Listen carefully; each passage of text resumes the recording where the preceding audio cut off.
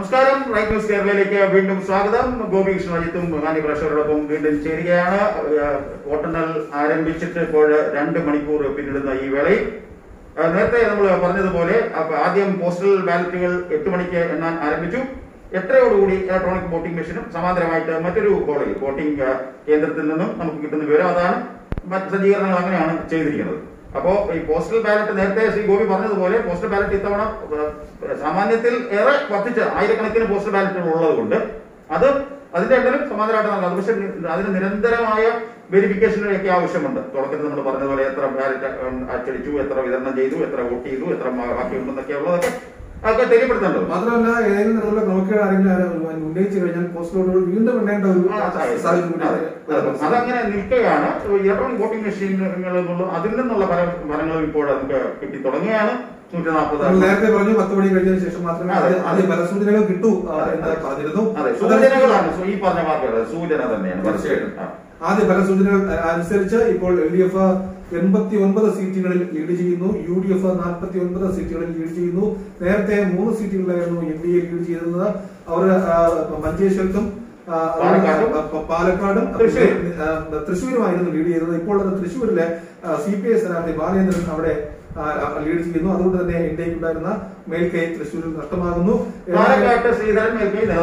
തീർച്ചയായിട്ടും പാലക്കാട് വളരെ കടുത്ത മത്സരമാണ് നടന്നത് എന്ന വ്യക്തമായ സൂചന നൽകിക്കൊണ്ട് തന്നെ ഈ ശ്രീധരൻ, മെട്രോമാൻ എന്നറിയപ്പെടുന്ന ഈ ശ്രീധരൻ അവിടെ വ്യക്തമായ മേൽക്കൈ ഈ ഘട്ടത്തിൽ പുലർത്തുന്നുണ്ട്. അതുപോലെ തന്നെയാണ് നേമത്ത് കുമ്മനവും വ്യക്തമായ മേൽക്കൈ ഈ ഘട്ടത്തിൽ പുലർത്തുന്നു എന്ന് തന്നെ പറയണം.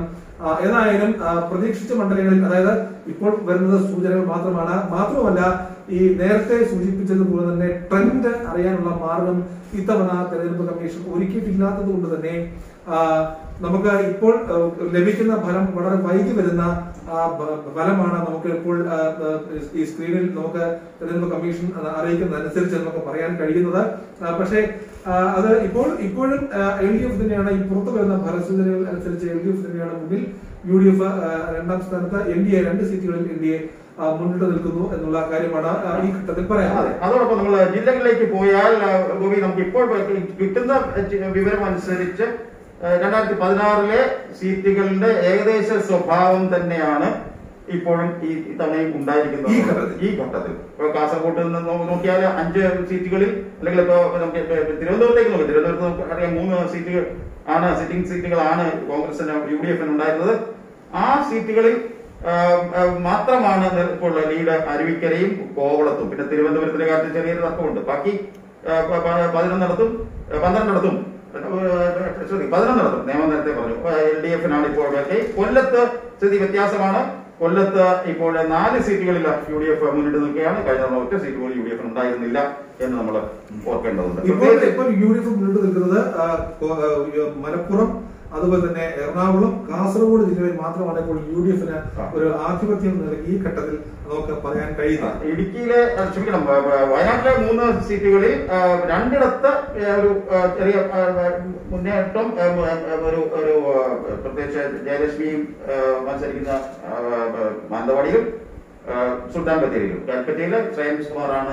അങ്ങനെ 3 സീറ്റൊക്കെ ഉള്ളൂ. അതിൽ 3 സീറ്റുള്ള ഒരു ജില്ലയാണ്. കോട്ടയത്ത് ഏകദേശം പഴയ ചിത്രം തന്നെയാണ്. വൈക്കവും ഏറ്റുമാനൂരും ഒക്കെ ഇടതുപക്ഷം ഇപ്പോൾ ലീഡ് ചെയ്യുകയാണ്. അതോടൊപ്പം കോട്ടയത്ത് ഏറ്റവും രാഷ്ട്രീയ കേരളം ഏറ്റവും ശ്രദ്ധിക്കുന്ന കേരളത്തിലെ മണ്ഡലങ്ങളിൽ ഒന്നാണ് പാല. ആ പാലായിൽ മാണി സി കാപ്പൻ ലീഡ് ചെയ്യുന്നു എന്നുള്ളത് വളരെ ശ്രദ്ധേയമായ ഒരു വാർത്ത തന്നെയാണ്. അതോടൊപ്പം കോട്ടയത്തേക്ക് തന്നെ പോയാൽ പൂഞ്ഞാറിൽ നമ്മുടെ കഴിഞ്ഞ തവണ 3 മുന്നണികളെ പരാജയപ്പെടുത്തി ഞെട്ടിച്ച് 14 നിയമസഭയിലേക്ക് വന്ന പൂഞ്ഞാറിന്റെ പാപ്പാൻ തലയെടുപ്പുള്ള PC ജോർജ് ഇപ്പോൾ 3ാം സ്ഥാനത്താണ്. അവിടെ LDF സ്ഥാനാർത്ഥിയാണ് മുന്നിൽ. അത്തരത്തിലുള്ള വിവരങ്ങൾ പുറത്തു വന്നുകൊണ്ടിരിക്കുന്നു. തൃശ്ശൂരിൽ നേരത്തെ ഉള്ള അതേ കഴിഞ്ഞ തവണത്തെ പോലുള്ള ട്രെൻഡാണ്. ഒറ്റ മണ്ഡലമായിരുന്നു കഴിഞ്ഞ തവണ ഉണ്ടായത്, വടക്കാഞ്ചേരി മാത്രം. എന്നാൽ ഇപ്പൊ വടക്കാഞ്ചേരിക്ക് പകരം ഇപ്പൊ ഗുരുവായൂരിൽ ആണ് ഇപ്പോൾ UDF ലീഡ് ചെയ്യുന്ന ഏക മണ്ഡലം എന്ന് നമുക്ക് പറയേണ്ടി വരുന്നു. പാലക്കാട്ടും അത് തന്നെയാണ്. തൃത്താലയിൽ ലീഡുണ്ട്. മണ്ണാർക്കാടും UDF-ന് ലീഡുണ്ട്. പാലക്കാട് കഴിഞ്ഞ തവണ UDF-ന് 3, LDF-ന് 9 ആയിരുന്നു എന്ന് നമുക്കറിയാം. ഏകദേശം അതേ നിലവാരം തന്നെയാണ് ഇപ്പോഴും ഉള്ളത് ആദ്യത്തെ 2.5 മണിക്കൂറിനുള്ളിൽ ഉള്ളത്. മലപ്പുറത്ത് നേരത്തെ കൂടി കാണിച്ചത് UDF അതിന്റെ ആധിപത്യം തുടരുക തന്നെയാണ്. കേവലം 2-3 മണ്ഡലങ്ങളിൽ മാത്രമാണ് LDF-ന് മുന്നിൽ എത്താൻ കഴിയുന്നത്. മലപ്പുറത്ത് ഏതാണ്ട് എല്ലാ മണ്ഡലങ്ങളിലും UDF തന്നെയാണ് ലീഡ് ചെയ്യുന്നത്. നമുക്ക് മറ്റൊരു കാര്യം പറയേണ്ടതുണ്ട്. ഈ ട്രെൻഡ് സംവിധാനം അറിയുന്നതിന് വേണ്ടി നേരത്തെ തെരഞ്ഞെടുപ്പ് കമ്മീഷൻ ഒരു പ്രത്യേക സംവിധാനം ക്രമീകരിച്ചിരുന്നു. പക്ഷേ ഇത്തവണ അത്തരത്തിലുള്ള സംവിധാനങ്ങളൊന്നും തന്നെ ക്രമീകരിച്ചിട്ടില്ല. PRD വഴിയാണ് ഈ ലീഡ് നില മാധ്യമങ്ങളെ അറിയിക്കും എന്ന് പറഞ്ഞിരുന്നത്. പക്ഷേ ആ ക്രമീകരണത്തിലും ഇപ്പോൾ പാളിച്ച ഉണ്ട് എന്നാണ് നമുക്ക് മനസ്സിലാക്കാൻ കഴിയുന്നത്. അരുണിലേക്ക് നമുക്ക് പിന്നീട് പോകാം. അപ്പൊ ഇപ്പൊ ഇതാണ് തിരുവനന്തപുരം ജില്ലയെ സംബന്ധിച്ചുള്ള സംവിധാനത്തിന്റെ പോരായ്മ. ഇലക്ഷൻ കമ്മീഷന്റെ ഭാഗത്തു നിന്നുള്ള സജ്ജീകരണങ്ങളുടെ പോരായ്മയെ കുറിച്ചാണ് ഞങ്ങളുടെ പ്രതിനിധി DV അരുൺകുമാർ ഇപ്പോൾ ഇപ്പോൾ ഈ കഴിഞ്ഞ 2016 ഇലക്ഷനിലെ ഒരു വോട്ടിംഗ് പാറ്റേൺ എടുത്തു കഴിഞ്ഞാൽ ഏതാണ്ട് ഈ ട്രെൻഡ് എന്ന് പറയുന്ന സംവിധാനം ഇല്ല, അത് നമ്മൾ സമ്മതിക്കുന്നു. പക്ഷേ ഇപ്പോൾ ഇപ്പോഴുള്ള ലീഡ് നില LDF 90 സീറ്റിന് മേലിലും UDF 50 സീറ്റിന് താഴെയുമാണ്. ഇത് ഇപ്പോൾ ഈ വോട്ടിംഗ് ആദ്യത്തെ 2 മണിക്കൂർ പിന്നിടാൻ പോകുന്നു. അപ്പോൾ ഈ 2 മണിക്കൂർ പിന്നിടാൻ പോകുമ്പോൾ ഈ നില മാറാനുള്ള സാധ്യത എത്രത്തോളമാണ്, അല്ലെങ്കിൽ UDF ഇതിൽ നിന്നുള്ള മാറ്റം ഏതൊക്കെ ജില്ലകളിൽ ഏതൊക്കെ സീറ്റുകളിലാണ് അവർ പ്രതീക്ഷിക്കുന്നത് എന്നാണ് അജിത്തിന്റെ അല്ല, തീർച്ചയായും ഇതിൽ നിന്നും അന്തിമ ഫലത്തിലേക്ക് എത്തുമ്പോൾ സ്വാഭാവികമായിട്ടും ഇതിൽ നിന്നും കുറച്ചുകൂടി ഒരു മുന്നോട്ട് പോകാൻ UDF-ന് കഴിയും എന്ന് അന്തിമ ഫലത്തിലേക്ക് പോകണ്ട. ഇപ്പൊ വരുന്ന മണിക്കൂറുകളിൽ തന്നെ ഈ ലീഡ് നിലകളൊക്കെ മറിയുകയെന്ന് ചെയ്യും എന്ന് തന്നെയല്ല. UDF വലിയ പ്രതീക്ഷയാണ് വെച്ച് പുലർത്തുന്നതെന്ന് പറയുമ്പോഴും അവര് ഒരു 75-80 സീറ്റ് വരെയാണ് നമ്മുടെ UDF ഇലക്ഷൻ മാനേജർമാർ മാധ്യമപ്രവർത്തകരുമായിട്ട് സ്വകാര്യതയിലെങ്കിലും പങ്കുവച്ചിട്ടുള്ളൂ, സ്വകാര്യമായിട്ടെങ്കിലും. അതായത് വലിയൊരു മുന്നേറ്റം ഒന്നും പ്രതീക്ഷിക്കുന്നെങ്കിൽ കേവല ഭൂരിപക്ഷത്തിനപ്പുറം 71-നപ്പുറം 75 മുതൽ 75 വരെ അവർ പ്രതീക്ഷിക്കുന്നുണ്ട്, 75-ന് മേലോട്ട്. ഇപ്പൊ അത് ഒരു 50-ൽ താഴെ നിൽക്കുകയാണ്. വരുന്ന മണിക്കൂറുകളിൽ തീർച്ചയായും അവർക്ക് കുറച്ചുകൂടി മുന്നോട്ട് വരാൻ കഴിയും എന്ന് തന്നെയാണ് നമ്മൾ പ്രതീക്ഷിക്കുന്നത്. പ്രത്യേകിച്ചും ഈ നമ്മുടെ തെരഞ്ഞെടുപ്പ് മുമ്പുള്ള ഒരു പശ്ചാത്തലം ഒന്ന് അത് മനസ്സിലാക്കുകയാണെങ്കിൽ, അതായത് പോളിംഗ് ദിനത്തിന് 2 ആഴ്ച അല്ലെങ്കിൽ പോളിംഗ് ദിനം എത്തുന്നതിന് മുമ്പ് 2 ആഴ്ചക്ക് മുമ്പ് വരെ ഭരണ തുടർച്ച തന്നെയായിരുന്നു ഏതാണ്ട് കേരളത്തിലെ സാമാന്യ ജനങ്ങളൊക്കെ തന്നെ പറഞ്ഞിരുന്നു. പക്ഷെ ആ 2 ആഴ്ച മാത്രം ശേഷിക്കെ അത് UDF-ന് അനുകൂലമായ ഒരു ട്രെൻഡായിട്ട് വരികയും ചെയ്തു. അതാണ് പല UDF നേതാക്കളും കഴിഞ്ഞ ദിവസം പോലും എടുത്തു പറഞ്ഞത്. പോളിംഗ് ദിനത്തിന് 2 ആഴ്ച മുമ്പ് തന്നെ ജനങ്ങൾക്ക് വ്യക്തമായ ആഗ്രഹം ഉണ്ടായിരുന്നു ഇവിടെ UDF ഭരണത്തിൽ വരണം. അതുകൊണ്ട് തന്നെ ആ ഒരു ട്രെൻഡ് തിരഞ്ഞെടുപ്പിൽ അല്ലെങ്കിൽ ഇത് ഇന്ന് ഈ വോട്ടെണ്ണത്തിൽ പ്രതിഫലിക്കും എന്നാണ് UDF-ന്റെ പല നേതാക്കളും നമ്മളോട് പറഞ്ഞിരുന്നത്. പക്ഷേ ഇനി അത്തരത്തിലുള്ള ഒരു ഇപ്പോൾ പോസ്റ്റ്പോൾ സർവേകൾ വന്നു കഴിഞ്ഞു. അതിലാണ് LDF-ന് വ്യക്തമായ ഭൂരിപക്ഷം ഉണ്ട് അല്ലെങ്കിൽ കിട്ടും എന്നൊക്കെ പറഞ്ഞു വരുന്നത്. പക്ഷേ ഇനിയിപ്പോൾ അത്തരത്തിലൊരു തിരിച്ചുവരവിനുള്ള സാധ്യത ഈ ഘട്ടത്തിൽ ഉണ്ടായില്ലെങ്കിൽ ഇനി അങ്ങനെ മടങ്ങിയുള്ള സാധ്യത ഉണ്ട് എന്ന് നമുക്ക് പ്രതീക്ഷിക്കാൻ കഴിയും. അങ്ങനെ ഈ പറഞ്ഞ മാന്ത്രിക സംഖ്യയിലേക്ക് 70 + 1 140 70 കൃത്യം പകുതി +1 71 എത്താൻ ഇപ്പോഴത്തെ സാഹചര്യത്തിൽ ഏറെ അധ്വാനിക്കേണ്ടി വരുന്നു UDF-ന് എന്നതാണ് നമുക്ക്. പ്രത്യേകിച്ച് നമ്മൾ ഇടയ്ക്ക് പറഞ്ഞതുപോലെ പല ജില്ലകളിലും 2016-ലെ ആ ഒരു വോട്ടിംഗ് പാറ്റേൺ തന്നെയാണ് ഇപ്പോഴത്തെ ലഭ്യമായ ഫലങ്ങളിൽ നമുക്ക്. അതായത് കഴിഞ്ഞ 2016 തൃശ്ശൂർ ജില്ല, അല്ലെങ്കിൽ 2016 മലപ്പുറം ജില്ല, അവിടെ UDF-ന് നിൽക്കെ ഉണ്ടായിരുന്നില്ല, അത് നിലനിൽക്കുന്നു. തൃശ്ശൂർ പോലുള്ള ജില്ല അല്ലെങ്കിൽ കൊല്ലം ഒക്കെ വ്യത്യാസപ്പെടുന്നുണ്ട്. കൊല്ലം ആലപ്പുഴയിലും അത്രയും വന്നിട്ടുണ്ട്. കോഴിക്കോട്ടും കുറച്ച് വ്യത്യാസം വന്നിട്ടുണ്ട്. ആ ഒരു തൃശ്ശൂർ ജില്ലയിലും ഒക്കെ പഴയ ആ ഒരു 2016-ലെ ആ ഒരു നിലവാരം തന്നെയാണ്. അത് തന്നെയാണ് ആ ഒരു പാറ്റേണിൽ തന്നെയാണ് വോട്ടുകൾ രേഖപ്പെടുത്തിയിട്ടുള്ളത് എന്നുള്ളതാണ് ഇപ്പോൾ നമുക്ക് തന്നെ വന്നാൽ. ഈ ഇപ്പം ഉള്ള 3 സീറ്റുകൾ എന്ന് പറഞ്ഞാൽ UDF-ന്റെ സിറ്റിംഗ് സീറ്റുകൾ എന്ന് പറഞ്ഞാൽ തിരുവനന്തപുരം നഗരം കേന്ദ്രീകൃതമായ തിരുവനന്തപുരം സെൻട്രൽ, തിരുവനന്തപുരം, അരുവിക്കര, വട്ടിയൂർക്കാവ് അന്നുണ്ടായിരുന്നു, 2016 ഉണ്ടായിരുന്നു. അത് പിന്നീട് നഷ്ടപ്പെടുകയും. അപ്പൊ ഈ 3-ൽ നിന്നും ഒന്നുപോലും വർദ്ധിപ്പിക്കാൻ ഇപ്പോൾ കഴിയുന്നില്ല എന്ന് തന്നെയല്ല, നിയമത്തുണ്ടായിരുന്ന വിജയപ്രതീക്ഷയും ഇപ്പോഴും മങ്ങുകയാണ് UDF എന്ന് മനസ്സിലാക്കണം. കുമ്മനം രാജശേഖരൻ ലീഡ് അവിടെ നിലനിർത്തുകയാണ്. തുടക്കം മുതൽ തന്നെ കുമ്മനം നിയമത്തെ ലീഡ് നിലനിർത്തുന്നു. അപ്പോൾ അവിടെ ആ മണ്ഡലത്തിലും ശക്തനായ സ്ഥാനാർത്ഥിയായിരുന്നു UDF അവിടെ പരീക്ഷിച്ചിരുന്നത്. നമുക്കറിയാം വട്ടിയൂർക്കാവിൽ തന്റെ മണ്ഡലം എന്ന് ഉറപ്പിച്ചിരുന്ന മുരളീധരനെയാണ് വടകരയിൽ ലോക്സഭാ ഇലക്ഷനിൽ മത്സരിപ്പിക്കുന്നതിന് വേണ്ടി അവിടെ നിന്നും UDF വടകരയിൽ മത്സരിച്ചത്. വടകരയിലും മുരളീധരൻ താൻ ശക്തൻ തന്നെയാണെന്ന് തെളിയിച്ചു. വീണ്ടും ഒരു സന്നിഗ്ധ ഘട്ടത്തിലാണ് മുരളീധരനെ വടകരയിൽ നിന്നും വീണ്ടും വട്ടിയൂർക്കാവിലേക്ക് റീപ്ലേസ് ചെയ്യുന്നത്. അപ്പോൾ തീർച്ചയായിട്ടും UDFന്റെ നിയമത്തെ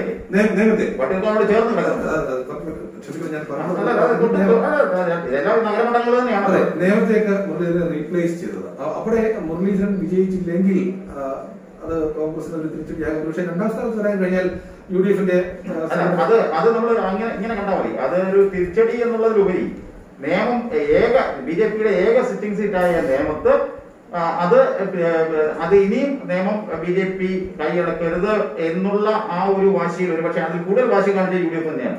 അതുകൊണ്ടാണ് ഇപ്പൊ ലോക്സഭാംഗമായി നേരത്തെ പറഞ്ഞതുപോലെ വടകരയിൽ നിന്ന് ലോക്സഭയിലേക്ക് പോയ മുരളീധരനെ പോലെ ശക്തനായ ഒരു സ്ഥാനാർത്ഥി നിയമത്ത് കൊണ്ടുവന്ന് BJPയുടെ സിറ്റിംഗ് സീറ്റിൽ മത്സരിപ്പിച്ചത് എന്ന് പറയുന്ന അതൊരു സന്ദേശം നൽകൽ കൂടിയായിരുന്നു. BJPയെ ഇനിയും അസംബ്ലി കാണിക്കരുത് എന്നുള്ള ആ ഒരു വാശി കൂടുതലായിട്ട് കാണിച്ചത് UDF തന്നെയാണ്. അതിന്റെ നിദർശനമാണ് മുരളീധരനെ പോലെയുള്ള ഒരു ശക്തനെ നിയമത്ത് കൊണ്ടുവന്ന് മത്സരിപ്പിച്ചത് എന്നുള്ള ഒരു യാഥാർത്ഥ്യം. പക്ഷെ അവിടെ ശ്രീ O രാജഗോപാലിന് അന്ന് കിട്ടിയ വോട്ടുകളുമായിട്ട് പിന്നീട് നമുക്ക് അതിലേക്ക് എത്താൻ പറ്റുള്ളൂ. പക്ഷെ ആ ഒരു ലീഡൊക്കെ കുമ്മനത്തിനും ഉണ്ടാകുമോ എന്നറിയില്ല. ഇന്ന് തന്നെ ഏറെ വോട്ടുകൾ മാറിയും മറിഞ്ഞും വോട്ട് കച്ചവടം എന്ന് പറയാവുന്ന രീതിയിലുള്ള അതുപോലെ നടന്ന മണ്ഡലമാണ് നേമം എന്ന് നമുക്ക് അറിയാം. ഇപ്പോ പക്ഷെ ആ ഒരു സാഹചര്യം എന്താണെന്നുള്ളതിനെ കുറിച്ച് ചിത്രം വ്യക്തമായി വരുന്നതേ ഉള്ളൂ. അതോടൊപ്പം ഗോപി എടുത്ത് പറയേണ്ട ഒന്ന് രണ്ട് മണ്ഡലങ്ങളിലേക്ക് നമുക്ക് പ്രത്യേകിച്ച് വടകര പോലൊരു മണ്ഡലത്തില് KK രമ എന്ന സ്ഥാനാർത്ഥി അവിടെ തുടക്കം മുതൽ തന്നെ ലീഡ് നിലനിർത്തുകയാണ്. UDFന്റെ സ്ഥാനാർത്ഥി RMയിലെ KK രമ, TB ചന്ദ്രശേഖരന്റെ ഭാര്യ KK രമ UDF പിന്തുണക്കുന്ന സ്ഥാനാർത്ഥിയാണ് KK രമ. UDFന്റെ കണക്കിൽ തന്നെ പോകുന്ന സീറ്റാണ് വടകര എന്ന് പറയുന്നത്. അതുപോലെ തന്നെ വളരെ ശ്രദ്ധേയ മത്സരം നേരത്തെ പറഞ്ഞതുപോലെ തന്നെ പാല ആര് നേടും എന്നുള്ളതനുസരിച്ചിരിക്കും കേരള ഭരണം എന്ന് മറ്റുമൊക്കെ അന്ന് ജോസ് കെ മാണി പോയ ഘട്ടത്തിലൊക്കെ ചർച്ച ഉണ്ടായിരുന്നു. പക്ഷെ പാലായിൽ ഇപ്പോൾ മാണി സി കാപ്പനാണ് വലിയ ലീഡിലേക്ക് പോകുന്നത് എന്ന വ്യക്തമായ ചിത്രം ഇപ്പോൾ പുറത്തു വരുന്നു.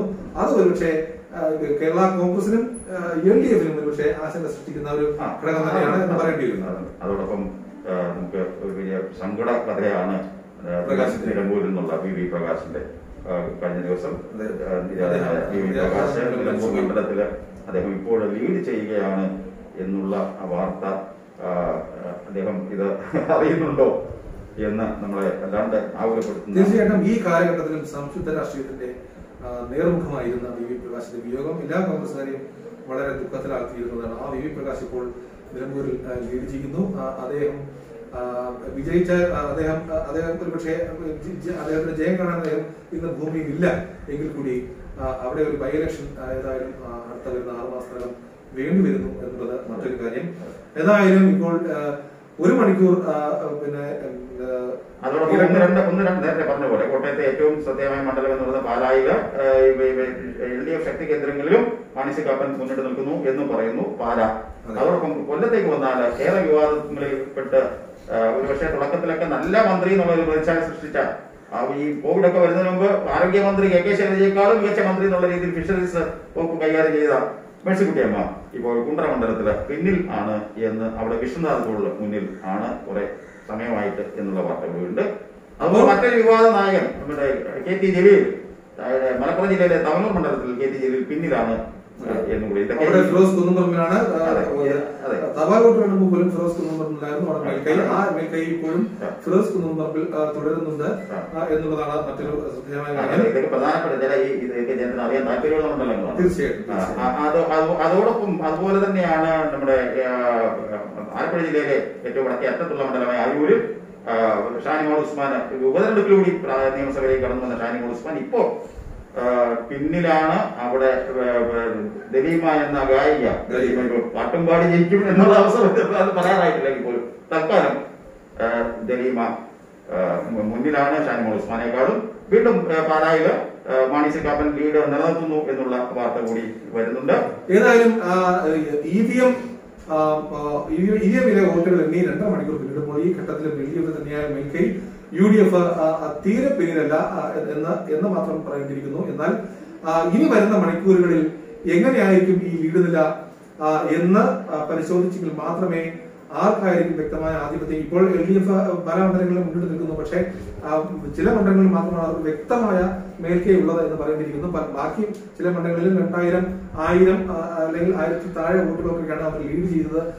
അതോടൊപ്പം പെട്ടെന്ന് ഇപ്പോൾ കിട്ടുന്ന ഒരു വിവരം എന്ന് പറയുന്നത് ഗോപി, നമ്മുടെ മറ്റൊരു ശ്രദ്ധേയമായ മണ്ഡലം എന്ന് പറഞ്ഞാൽ വിവാദങ്ങളിൽ കൂടി സ്വയം സ്ഥാനാർത്ഥിത്വം പ്രഖ്യാപിച്ചു വന്ന ലതിക സുഭാഷ് എന്ന പഴയ മംഗള കോൺഗ്രസ് നേതാവ് ഏറ്റുമാനൂർ സ്വതന്ത്രമായി മത്സരിക്കുകയായിരുന്നു.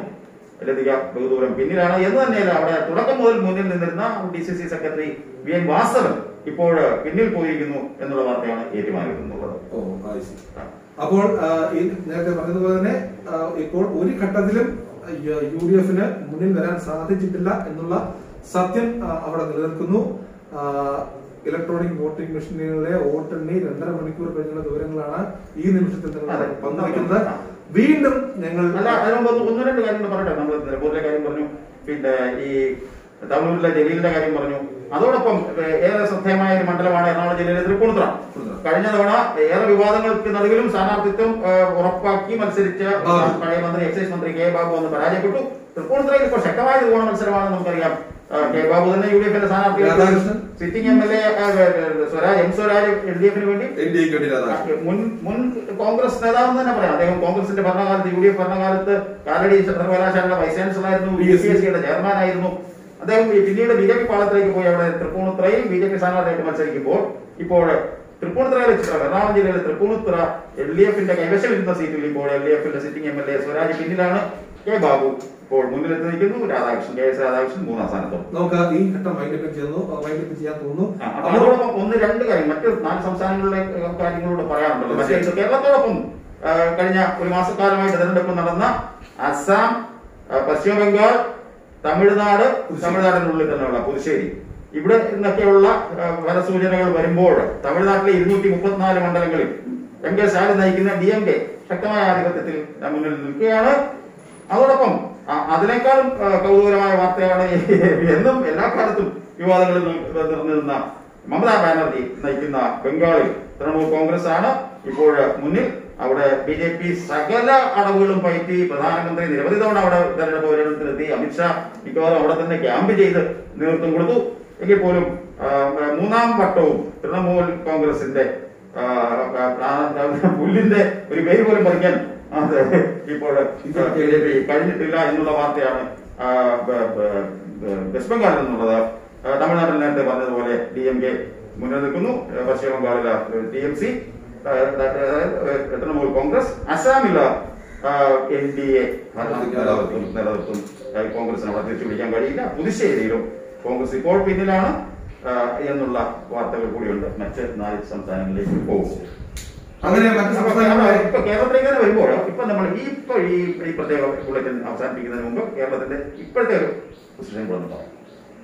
ഇപ്പോൾ 8 ജില്ലകളിൽ LDF മേൽക്കൈ പുലർത്തുന്നു. ബാക്കിയുള്ള ജില്ലകളിൽ UDFനാണ് ആധിപത്യം എന്ന് ഈ ഘട്ടത്തിൽ പറയേണ്ടിയിരിക്കുന്നു. വരുന്ന മണിക്കൂറുകളിൽ കൂടുതൽ വിവരങ്ങളുമായി ഞങ്ങൾ വീണ്ടും എത്തുന്നതായിരിക്കും. ഇപ്പോൾ ഈ ഘട്ടത്തിലെ വിവരങ്ങളാണ് പറയുന്നത്. തപാൽ വോട്ടുകൾ എണ്ണി തുടങ്ങിയപ്പോൾ LDF ഉണ്ടായിരുന്ന മേൽക്കൈ അവർ ഇപ്പോഴും നിലനിർത്തുന്നു. 90 സീറ്റുകളിൽ LDF മേൽക്കൈ നിലനിർത്തുന്നു. 50-ൽ താഴെ സീറ്റുകളിൽ മാത്രമാണ് UDF ഉള്ളത്. 2 സീറ്റുകളിൽ NDA. 50 താഴെ എന്ന് പറയുമ്പോൾ 47, 48 ആ ഒരു മേഖലയിൽ നിൽക്കുന്നു. പിന്നെ കഴിഞ്ഞ തവണത്തെ ഏകാംഗ പോരാളി ജനപക്ഷം PC ജോർജ് പൂഞ്ഞാറ്, തന്റെ തട്ടകമായ പൂഞ്ഞാറിൽ ഏറ്റവും പിന്നിൽ നിൽക്കുന്നു എന്നുള്ള വാർത്തകളാണ് ഇപ്പോൾ നമുക്ക് മാന്യപ്രേക്ഷകരുമായിട്ട്. മന്ത്രിമാരിൽ മേഴ്സിക്കുട്ടിയമ്മയും ജലീലും ഇപ്പോൾ പിന്നിലാണ്. അതോടൊപ്പം അങ്ങനെ പറയുമ്പോൾ തൃശ്ശൂരിലെ AC മൊയ്തീൻ മുന്നിലാണ് മന്ത്രി. കോഴിക്കോട് TP രാമകൃഷ്ണൻ മന്ത്രി മുന്നിലാണ്. ഇടുക്കിയിലെ MM മണി മന്ത്രി മണിയാശാൻ മുന്നിലാണ്. ശക്തമായ നിലയിലാണ്. അല്ല, അങ്ങനെ പറയാൻ പറ്റില്ല. ധർമ്മടത്തെ കാര്യം പറയേണ്ട, ധർമ്മടത്ത് എന്നുള്ള ഫലങ്ങളും ലഭ്യമാകുന്നതേ കിട്ടുന്നുള്ളൂ. എങ്കിൽ പോലും വലിയ ഒരു ലീഡ് ഇപ്പോഴും പിണറായി വിജയൻ അവിടെ ഉണ്ടായിട്ടില്ല എന്നുള്ള ഒരു ചിത്രം കൂടിയുണ്ട്. കൂടുതൽ വിവരങ്ങൾ വരും മണിക്കൂറുകളിൽ പങ്കുവയ്ക്കുന്നതായിരിക്കും. നമസ്കാരം.